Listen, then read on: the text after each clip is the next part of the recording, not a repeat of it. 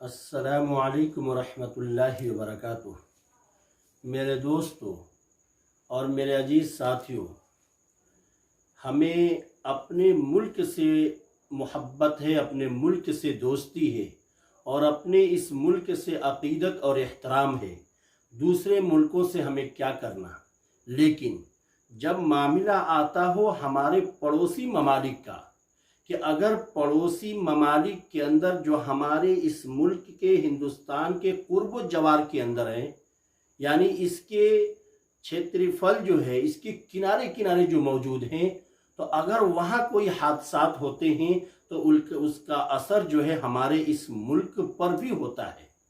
ورنہ حقیقت یہ ہے کہ ہم اس ملک کے باشندے ہیں، ہمیں دوسرے ملکوں سے کیا مطلب، دوسرے ملک کے اندر کیا ہو رہا ہے کیا نہیں ہوتا ہے، ہم سے اس سے کوئی سروکار نہیں ہے۔ لیکن شرط یہ ہے میرے دوستو کہ اگر ہمارے پڑوسی ممالک کے اندر کوئی واقعہ ہوتا ہے تو اس کا اثر ہمارے اس ملک پر بھی پڑتا ہے، اس لیے تھوڑی بہت بات بولنے کی ضرورت پڑتی ہے۔ تو میرے دوستو، کہنے کا مقصد یہ ہے کہ آج ہمارے ملک کا ایک پڑوسی ملک جو ہے شری لنکا، جس کے بارے میں آپ لوگ بہتر جانتے ہیں، اگر ہمارے اس ملک کے ہمارے ہندو بھائیوں کے تاریخی اعتبار سے اگر دیکھیں گے تو آپ کو یہ معلوم ہے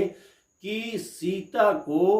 راون نے اٹھا کر کے شری لنکا لے گیا تھا اپنے ملک کے اندر، اور ہنومان نے اس لنکا کو جلایا تھا، یہ بھی آپ کو معلوم ہے۔ اب کہنے کا مقصد یہ ہے وہ ہمارا پڑوسی ملک ہے، ایک اس وقت ہنومان نے جلایا تھا اور آج دوبارہ لنکا پھر جل رہا ہے، ایسا کیوں ہو رہا ہے؟ تو میرے دوستوں، میں آپ کو بتاؤں اور میرے عزیزوں آپ اسے سمجھنے کی کوشش کریں کہ شری لنکا کے اندر جو ہمارا پڑوسی ملک ہے، وہاں پہ سب سے زیادہ وہاں پہ رہنے والے جو ہیں وہاں بدھسٹ ہیں، اور اس کے بعد اقلیت کے اندر آئیں گے تو مسلم اور ہمارے ہندو بھائی اور عیسائی اور دیگر مذہب کے ماننے والے جو موجود ہیں یہ اقلیت کے اندر ہیں، لیکن سب سے زیادہ وہاں پہ جو ہے یہ بدھسٹ ہے۔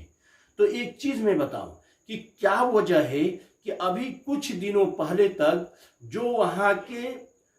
راشٹرپتی تھے، یعنی جو وہاں کے صدر تھے، ان کی حمایت کے اندر شری لنکا کے لوگ بڑی محبت کے ساتھ نعرے لگاتے تھے، ان کی عقیدت میں قصیدے پڑھتے تھے اور ان کی محبت میں گانے گاتے تھے اور ان کی تعریفیں کیا کرتے تھے۔ لیکن چند دن گزرنے کے بعد آخر کیا وجہ بنی کہ وہی لوگ جو ان سے محبت کرتے تھے، ان کو ووٹ دیتے تھے، ان کی عقیدت اور احترام میں قصیدے پڑھا کرتے تھے اور ان کی تعریف کیا کرتے تھے، آج ان کے دشمن بن گئے۔ وجہ کیا ہے؟ اس پر ہمیں غور کرنے کی ضرورت ہے اور اس پر ہمیں سوچنے کی بھی ضرورت ہے۔ اس لیے میں اس ویڈیو کے ذریعے میں آپ کو یہ خبر بتلانا چاہتا ہوں تاکہ ہمارا ذہن صاف ہو جائے۔ ہم اس چیز کی بالکل تائید نہیں کرتے اور بالکل اس کی حمایت بھی نہیں کرتے جو شری لنکا کے لوگ جو ہے اپنے وہاں فوجیوں کے ساتھ یا وہاں کی حکومت کے خلاف جو کر رہے ہیں،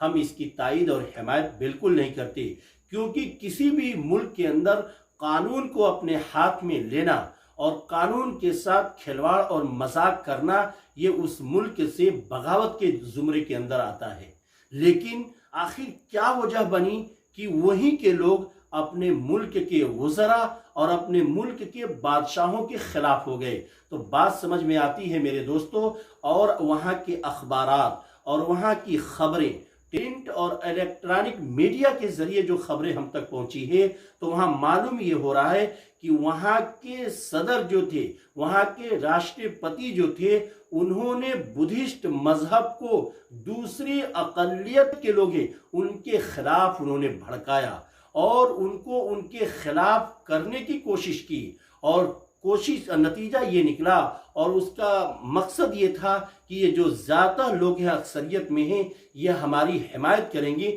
تو ہماری حکومت کبھی نہیں گرے گی، اور دوسرے جو لوگ ہیں جو مسلمان ہیں اور جو ہندو دھرم کے ماننے والے ہیں اور ایسے جو عیسائی ہیں یہ اقلیت میں ہیں، یہ ہم سے خوش نہیں رہیں گے، تب بھی ہمارا کوئی نقصان نہ ہوگا میرے دوستو۔ لیکن اللہ تبارک و تعالی جو دنیا کے اندر آدمی مکر و فریب کرتا ہے، عوام کو گمراہ کرنے کی کوشش کرتا ہے اور دنیا کے اندر جو تدبیریں کرتا ہے اللہ اس کی تدبیروں کو بیکار کر دیتے ہیں اور خود اس کے الٹا اس کو کر دیتے ہیں۔ میرے دوستو، وہاں پہ حکومت نے جو اقلیت کے ساتھ ظلم کیا، مسلمانوں کے ساتھ ظلم کیا، ہمارے ہندو بھائیوں کے ساتھ جو ظلم کیا، عیسائیوں کے ساتھ جو ظلم کیا، یعنی جو وہاں کی کمیونٹی جو کم مقدار میں ہے، تھوڑے سے میں ہے، ان کے خلاف وہاں کے بدھسٹ جو اکثریت میں ان کو بھڑکایا، اور نتیجہ یہ نکلا کہ آہستہ آہستہ مہنگائی اپنے عروج پہ جانے لگی، ہر چیز مہنگا ہو گیا، پیٹرول ہو، ڈیزل ہو، کھانے کی چیزیں ہو، کپڑے، انواع و اقسام کی جتنی بھی چیزیں ہیں جب مہنگی ہو گئی اور ان لوگوں کے خریدنے کے بس میں نہیں تھی، تو میرے دوستو جو ان کے چاہنے والے تھے وہی ان کے خلاف ہو گئے، اور آج سری لنکا کی حالت یہ ہے کہ لوگ اپنے گھروں کو چھوڑ کر کے روڈوں پہ نکل گئے ہیں۔ بڑے بڑے جو وزیر ہیں، جو بڑے بڑے ممبر اسمبلی ہیں، جو ایم پی اور ایم ایل اے ہیں، ان کے گھروں کو آگ لگا رہے ہیں، پولیس فورس والوں سے ان کا ٹکراؤ ہو رہا ہے، اور نتیجہ یہ نکل رہا ہے کہ خود انہی کے لوگ آپس میں بھیڑ گئے اور ایک دوسرے کو مار رہے ہیں اور کاٹ رہے ہیں۔ میں نے شروع میں یہ بات کہی تھی، میں وہاں کے لوگوں کی اس کام کے اندر جو ملک سے اور جو وہاں کی حکومت کے خلاف کر رہے ہیں، اس کی ہم حمایت نہیں کر سکتے، اس کی ہم تعریف بھی نہیں کر سکتے، بلکہ اس کی ہم نندا کرتے ہیں کہ حکومت کے خلاف اور ملک کے خلاف ملک کے قانون کو اپنے ہاتھ میں نہیں لینا چاہیے، بلکہ عدالت کے ذریعے سے اپنی شکایت کو حکومت تک پہنچانا چاہیے۔ لیکن حکومت کی کچھ غلطیوں کی وجہ سے آج سری لنکا جو ہے اپنے تباہی کے دہانے پر کھڑا ہے اور بربادی کے دہانے پر کھڑا ہوا ہے۔ لوگ گاڑیوں کو جلا رہے ہیں، لوگ پولیس فورس والوں کو مار رہے ہیں، لوگ بڑے بڑے وزیر اور منتریوں کے گھروں کو آگ لگا دے رہے ہیں۔ یہ صرف اور صرف وہاں کی حکومت کی غلطی تھی، جس حکومت نے اکثریت بدھسٹ کو اقلیت کے خلاف بھڑکایا اور یہ سوچا کہ یہ ہماری حمایت کریں گے تو ہم ہمیشہ کامیاب ہو جائیں گے۔ لیکن یاد رکھیے گا، یہ جو سوچ ہے نا، اقلیت ہم سے ناراض ہو جائے تو ہمارا نقصان نہیں ہو سکتا ہے، لیکن اکثریت ہم سے خوش رہے تو ہم ہمیشہ حکومت کر سکتے ہیں، یہ سوچ غلط ہے۔ یہ دو قوموں کے درمیان نفرت کا بڑھاوا جو ہے، یہ حکومت اور ملک کو تباہی کے دہانے پر لا کر کے کھڑا کر دیتا ہے۔ تو یہ سری لنکا کی خبر چونکہ عوام کو پہنچانا ضروری ہے، چاہے اخبارات ہو، چاہے پرنٹ اور الیکٹرانک میڈیا ہو، لیکن آج سوشل میڈیا جو ہے، یہ پلیٹ فارم جو ہے سب سے بہتر ہے کہ سچائی کے ساتھ اس خبر کو عوام تک پہنچا دیا جائے۔ تو میرے دوستو، یہ خبر میں آپ تک اس لیے پہنچا رہا ہوں چونکہ ہمارے ملک ہندوستان کے بغل میں یہ سری لنکا موجود ہے، کہیں ایسا نہ ہو کہ اس کا اثر ہمارے ملک میں بھی پڑ جائے۔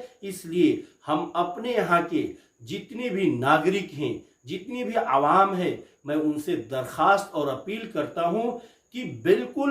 سری لنکا کے لوگوں کے نقش قدم پہ نہ چلیں اور ان کی طرح ہم روڈوں پہ نہ نکلیں۔ ہاں، اگر ہمیں یہاں حکومت سے کوئی شکایت ہو تو ہم عدالت کا دروازہ کھٹکھٹا سکتے ہیں، ہم ہائی کورٹ اور سپریم کورٹ میں جا سکتے ہیں، ہم وزیروں اور منتریوں سے سیدھے سوال کر سکتے ہیں۔ جو ایک لوکتنتر اور ایک جمہوریت جو ہمارا ملک ہے، اس طرح کا سوالات ہم کر سکتے ہیں اور قانون کو اپنے ہاتھ میں نہ لیں، کبھی بھی نہ لیں۔ اس لیے اس سے بچنے کی کوشش کریں اور دعا بھی کریں کہ اللہ ہمارے بھی اس ملک میں اور پوری دنیا کے اندر چین و سکون کی زندگی نصیب فرمائے۔ وآخر دعوانا الحمدللہ رب العالمین۔